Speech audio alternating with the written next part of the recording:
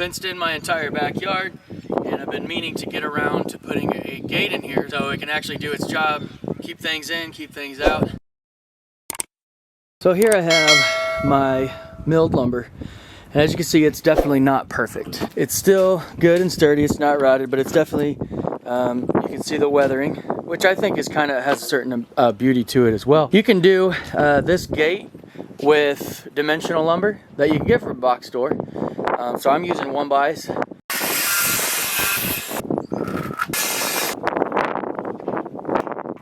I've got the length that I want. Just got to cut a few more boards to this length, and we're going to fit them all together. I'm almost to the width that I want.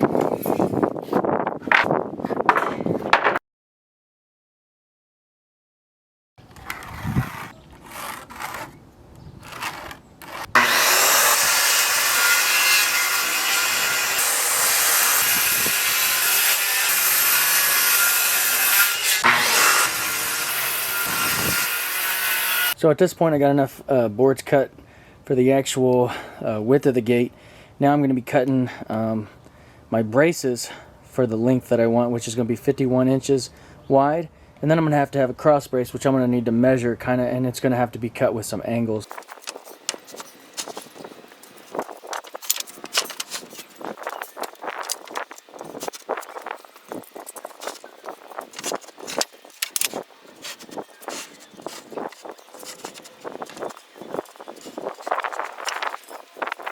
Alright, so now once you get that all squared up to where you want it, time to get everything screwed in. Biggest thing with this, make sure you measure your screws for to where they can go sufficiently through the first board and sufficiently through the next board without poking through, but they still have enough grab. I usually put 2 at the bottom, 2 at the top, and then 2 along the bracing as well.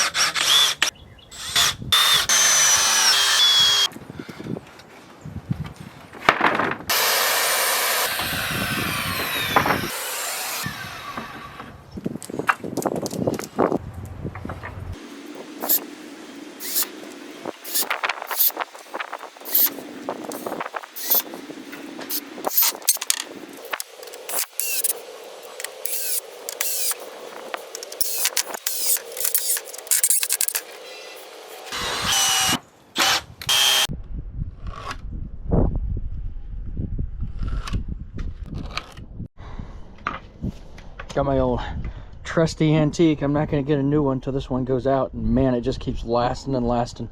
God knows how long I've had this thing, but got it at a yard sale used. Looked about like it does now for $5, and it just keeps on trucking.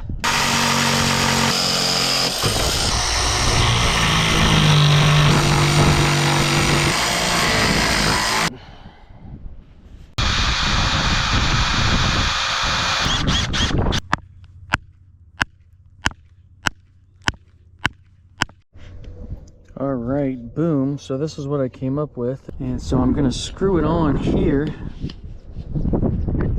And that's going to make it kind of sit flush. And I'm hoping that that'll allow my mechanism. It kind of comes up further. It doesn't have a roundness. It cuts off this roundness. It just gives me a flat surface to work with. And so it kind of sticks that out a little bit more. And I can attach this hardware.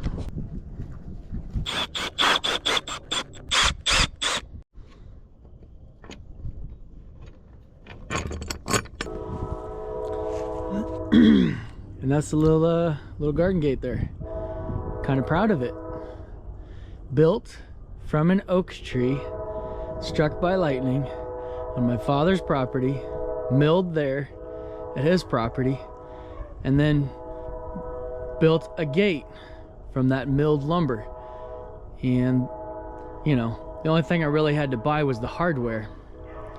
I think it turned out pretty good. I'm pretty happy with it. Now we just got to slap on some stain, and I might do some decorative stuff over the top here. Maybe even put our name or something, spell it out in some northern red cedar boughs.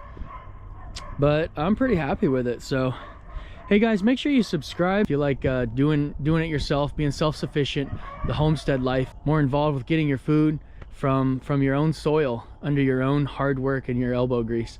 if you like that kind of thing, I think you'll like my channel. I think you'll enjoy my channel. So if you want to hit subscribe, well, hopefully that was helpful to you if you're aspiring to build a gate from scratch, or if you're just looking to buy the lumber and build it, you know, yourself. You can definitely save a lot of money there.